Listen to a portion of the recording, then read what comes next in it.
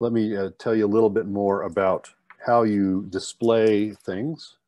Right now, we're just looking at wireframe, which is, we call it edges in Azore. So in this left panel, we have 5 different tabs at the top: edges, faces, contours, vectors, paths. Right now, we have no solution, so we can just only look at the edges and faces, which refer to the mesh only.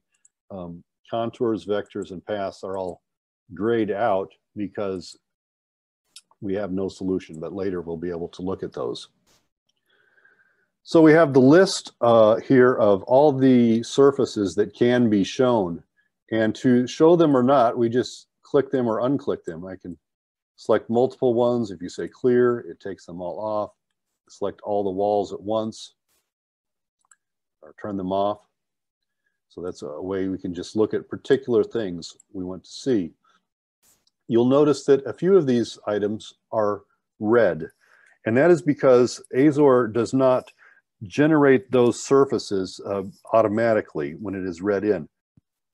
So these surfaces are defined in the mesh file, what they are, but there is a step of generating them for display, for extracting that geometry data so it is ready to be displayed on the screen. If the model is very large, that can sometimes take a significant amount of time, several seconds, so it gives you the option of doing that yourself or not. So whenever you select any are red, they don't just show up, but the bottom at the button at the bottom changes to say generate. So we hit generate, and then those surfaces will show up. Another one down here, these are all just surfaces. You can look at entire volumes. If you click on fluid and generate that, it will show you all of the surfaces associated with just that volume. We'll just go back and select all the walls and have that set of wireframes going. So now what we want to do is we're going to also look at some faces, not just have a wireframe. So if you go to the Faces tab at the top of the display controls, click on that. You have a very similar window, except the portion at the bottom is unique to each of these tabs. The top portion is the same. And so now no faces are shown, but I'll just click on Exterior to select all of the exterior faces. And you'll notice that the faces are now shown.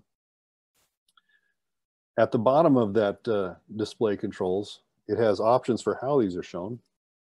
There's by type or by surface. By surface lets you do more customization, but in general, you can just leave it on by type, and the different surfaces will be colored by what kind they are. There's a little thing we can drag here to make that bigger. We can see more of the various surface types that are predefined.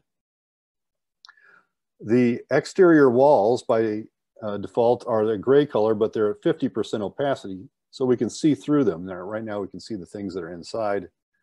But since that's a little blurry, some machines that renders a little slower. Notice on my laptop here, it's a little more jerky. I'm going to change that opacity to 100%, make it solid. I'm also going to turn on lighting.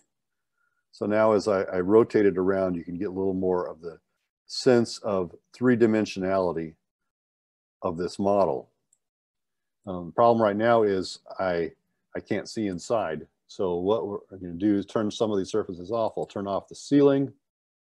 I'll turn off the walls. And now we can see the insides. We have a wireframe and some surfaces together. And the different types of surfaces are colored. So for example, we have these inlet boundaries, which are light blue. The outlet boundaries are the light red, the pinkish color.